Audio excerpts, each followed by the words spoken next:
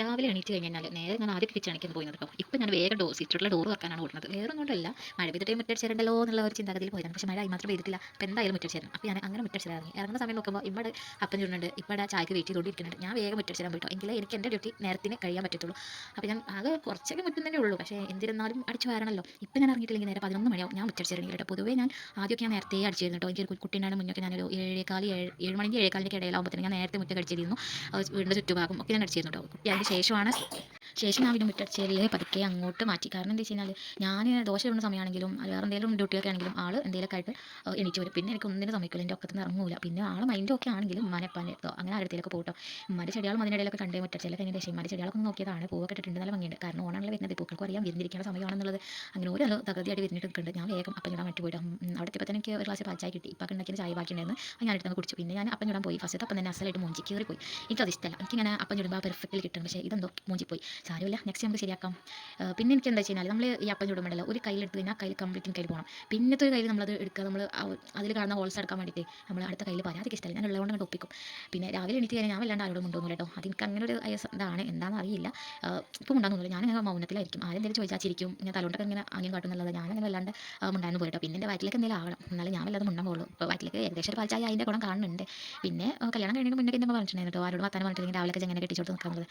എനിക്ക് വല്ല കുഴപ്പമൊന്നുമില്ല, കെട്ടിച്ചോട്ട് ഞാൻ എൻ്റെ പേരിൽ എങ്ങനെയാണോ അങ്ങനെ തന്നെ നിൽക്കുന്നത് കേട്ടോ. അതൊക്കെ കഴിഞ്ഞ് ഞാൻ വേറെ റൂമിൽ കയറിയപ്പോൾ റൂം ആകെ അലമ്പായിട്ട് നിൽക്കുകയാണ്. അപ്പോൾ ഞാൻ ബെഡ്ഷീറ്റൊക്കെ ശരിയാക്കാൻ വിചാരിച്ചു. ബെഡ്ഷീറ്റ് വല്ലാണ്ട് ഇങ്ങോട്ട് കിടന്നിട്ടൊന്നുമില്ല, റൂമിൻ്റെ നിലത്തിരുന്ന് വല്ലാതെ അലമ്പായിട്ട് കിടക്കണം. അവളെ കളിസാമാനും പിന്നെ 2-3 ഡ്രസ്സും അതൊക്കെ ഉണ്ടായിരുന്നു. അതൊക്കെ എടുത്ത് വെക്കുമ്പോൾ തന്നെ നമ്മൾ ബെഡ്ഷീറ്റും വിരിച്ച് അങ്ങനെ പോയി കഴിഞ്ഞ് ഞാൻ റൂം കാണാൻ തന്നെ ഒരു പ്രത്യേക ഭംഗിയായിരിക്കും കേട്ടോ. ഞാൻ റൂമിലെല്ലാം ശരിയാക്കി കഴിഞ്ഞ് കഴിഞ്ഞ് ഡോർ അടിച്ച് പോന്നപ്പോൾ ആൾ ബെഡ് കയറിക്കണം. ആൾ റൂമിലുണ്ടായിരുന്നു, റൂമിൽ ഹസ്ബൻഡ് ഉണ്ടായിരുന്നു കേട്ടോ. ആൾ കുളിക്കാൻ കയറിയിരുന്നു, റൂമിൽ തന്നെ ബാത്റൂം ഉണ്ട്, അപ്പോൾ അതിലാണ് കുളിക്കുന്നത്. അപ്പോൾ ഞാൻ റൂമൊക്കെ ക്ലീൻ ചെയ്തതിന് ശേഷം ആൾ സാറി കണ്ട് ബെഡിൽ കയറി ഉത്തരവിട്ട് അടുത്ത പണി എങ്ങനെ വരുന്നുള്ള ആലോചിച്ചിരിക്കും. പിന്നെ ഞാൻ എനിക്ക് ഒക്കെ ആഗസ്റ്റ് 15-ൻ്റെ ആ ഒരു ഡ്രസ്സും കാര്യങ്ങളൊക്കെ നോക്കണമെന്നുണ്ടായിരുന്നു. അപ്പോൾ ഞാൻ അവൾക്ക് ടോട്ടൽ ഒരു 3 വൈറ്റ് ഡ്രസ്സ് ഉണ്ട്. അപ്പോൾ ഞാൻ അതിലേതെങ്കിലും ഒരെണ്ണം എടുക്കാമെന്ന് വിചാരിച്ചു. ലോങ് ആയിട്ടുള്ളൊരു ഫ്രോക്ക് ഉണ്ട് കേട്ടോ, പക്ഷേ അത് ഓഫ് വൈറ്റ് ആണ്. അപ്പോൾ അതെടുത്ത രസം ഉണ്ടാവില്ലെന്ന് വിചാരിച്ചാൽ ഞാൻ പിന്നെ പ്യൂർ വൈറ്റ് തന്നെ എടുത്തു. അത് ഒക്കെ ബർത്ത്ഡേക്ക് എൻ്റെ ബ്രദർ വാങ്ങിക്കൊടുത്തതാണ്. അപ്പോൾ പിന്നെ അതിനെ ആക്കാമെന്ന് വിചാരിച്ചു. വളയും ഹെയർ ബാൻഡൊക്കെ ഞാൻ വിളിച്ച് പറയുന്നതിന് മുന്നേ അമ്മ കെട്ടിയടുത്ത് വിളിച്ച് പറഞ്ഞിട്ട് സാറൊക്കെയാണ് കൊണ്ടുവന്നത് കേട്ടോ. ഇതൊക്കെ കഴിഞ്ഞ് ആളിതാ കുളിച്ച് ഇറങ്ങി ഫ്രഷായി വന്നപ്പോൾ തല ശരിയാക്കുന്ന സമയത്ത് മറ്റോളും കയറുന്ന തലയൊക്കെ ശരിയാക്കുന്നുണ്ട് വേറെ. അപ്പോൾ ഞാനും തന്നെ അങ്ങനെ നോക്കിയിരുന്നു ആളെ രണ്ടുപേരും ഇമിറ്റേറ്റ് ചെയ്യുന്നത്. ഇപ്പോൾ ഞാൻ എന്ത് ചെയ്യുകയാണെങ്കിലും ആളും അത് ഇമിറ്റേറ്റ് ചെയ്യും കേട്ടോ. ഞാനിപ്പോൾ ഒരു എന്തെങ്കിലും മോയ്സ്ചറൈസർ ഇടുക അല്ലെങ്കിൽ ലിപ് ബാം ഇടൊക്കെ ചെയ്ത് കഴിഞ്ഞാൽ ആളും അതേപോലെ തന്നെ ഇമിറ്റേറ്റ് ചെയ്യും കേട്ടോ. അപ്പോൾ എനിക്ക് ഭയങ്കര സന്തോഷമാണ്, നമ്മളെ കണ്ടിട്ട് പഠിക്കാമെന്ന് പറയുമ്പോൾ ആ ഒരു രസമല്ലേ. പിന്നെ ഞാനും ഇങ്ങനെ പൈസ ഒക്കെ കുറ്റിക്കിടുക എന്നുള്ള ആ ഒരു രീതിക്കുണ്ട്. അതേപോലെ തന്നെ മോളെയും പഠിപ്പിക്കാം. ഹസ്ബൻഡിനുണ്ട് കേട്ടോ, ഈ ചില്ലറ കുറ്റി ഹസ്ബൻഡിൻ്റെതാണ്. അപ്പോൾ അതേപോലെ ആളും പഠിച്ചു. ഈ റൊട്ടീന് പിന്നെ ഒരിക്കലും മാറില്ല കേട്ടോ. ഇനി വല്ല സ്കൂൾക്ക് മദ്രസയിലും പോകുന്ന ആ ഒരു സമയത്തേക്കാണ് ഈ റൊട്ടീൻസ് പോകുക. രാവിലെ എണീറ്റ് കഴിഞ്ഞാൽ ഹസ്ബൻഡ് കൂടെ ഒരു റൗണ്ട് ചുറ്റാന്നുള്ളത് ആൾക്ക് ഭയങ്കര നിർബന്ധമുള്ള കാര്യം. കൊണ്ടുപോകാതെ പോയി കഴിഞ്ഞാൽ ആൾ മുഖം പച്ച പാടി പോകും കേട്ടോ. സാധാരണ എൻ്റെ അടുത്തേക്ക് പെട്ടെന്ന് വരാറില്ല, ഇന്നെന്താ അറിയില്ല പെട്ടെന്ന് എൻ്റെ കൈക്ക് പോകും കേട്ടോ. ആൾക്ക് ഒന്നാമത്തെ സുഖമില്ല, കുരയുണ്ട്, ചെറുതായിട്ടൊരു പനിയുണ്ട്. കുരയാണ് സഹിക്കാൻ പറ്റാത്തത്. കുര എന്ന് പറഞ്ഞു കഴിഞ്ഞാൽ നമ്മൾ ചങ്ക് പൊട്ടി വയ്ക്കാൻ അറിയില്ല, ആ ജാതി കുരയാണ് ടോക്കുള്ളത്. എനിക്കാണെങ്കിൽ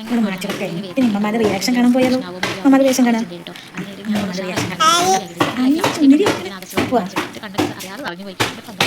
പിന്നെ എനിക്ക് മറ്റുള്ള പെൺകുട്ടി ആവണേ എന്നുള്ളത്, കാരണം ഇങ്ങനെ ഒരുക്കാനും ഇതിനൊക്കെ പറ്റുമല്ലോ, മുടി വാർന്നെടുക്കാനും മുടി പല രീതിയിൽ കെട്ടിക്കൊടുക്കാനൊക്കെ. അപ്പോൾ ഞാൻ എനിക്ക് മോളുണ്ടാകുന്ന മുന്നേ ഞാൻ എൻ്റെ 4ാമത്തെ നാത്തൂൻ്റെ മോളായിരുന്നു കേട്ടോ കൂടുതലായിട്ട് ഇങ്ങനെ ഒരുക്കുന്നത് പറയുമ്പോൾ മുടിമ്പ് പല ജാതി വിക്രസം കാട്ടുന്നത് ഞാൻ ഓളെ തലമുറ. ഇപ്പോൾ ഞാൻ എൻ്റെ മോളെ തലമുറ തന്നെ താജ്മഹൽ വരെ പണി കൊടുക്കും. അതൊക്കെ കഴിഞ്ഞ് ഫോട്ടോഷൂട്ടും കഴിഞ്ഞ് തിരിച്ച് വന്നപ്പോൾ ഇതാ കിടക്കുന്ന റൂമിൻ്റെ അവസ്ഥ. അതൊക്കെ പരത്തിയിട്ട് ആളുണ്ട്, ഒന്നും അറിയാത്ത പോലെ പച്ച സാധനം പോലെ കിടക്കുന്നത്. അപ്പോൾ ആ റൂം ശരിയാക്കിയതിന് ശേഷം ഞാൻ വേഗം അകടിച്ചിടാൻ തുടങ്ങിയിട്ടോ. ഇനി എപ്പോഴാണ് മോള് കരയാന്ന് പറയാൻ പറ്റില്ല, ആൾക്ക് ഒന്നാമത്തെ സുഖമില്ലാന്ന് പറയുന്നതാണല്ലോ. അപ്പോൾ പിന്നെ പ്രത്യേകമായിട്ട് കരയുന്ന സമയമാകുമ്പോൾ പിന്നെ നമുക്ക് ഒരു പണിയെടുക്കാൻ പറ്റില്ല. മേത്തുനിന്ന് കുട്ടി ഇറങ്ങി പോകില്ല കേട്ടോ. ആൾ ഞാൻ ഉറങ്ങി എണീറ്റ് അവളൊരു കളിയും കളിച്ച് ഇരിക്കുന്ന സമയം കൊണ്ട് ഞാൻ വേഗം രാവിലത്തെ ദോശ എടുത്ത് കഴിച്ചിട്ട് എനിക്ക് വിശന്ന് കണ്ണാണ് വീഴുന്നു. ദോശ എടുത്ത് കഴിച്ചു. അതിനിടയിൽ ആൾ ടേബിളിൻ്റെ ഉള്ളിൽ കൂടെ അങ്ങോട്ട് പോകുന്നു കേട്ടോ. അപ്പോൾ ഇത്രയുള്ളൂ, ബൈ.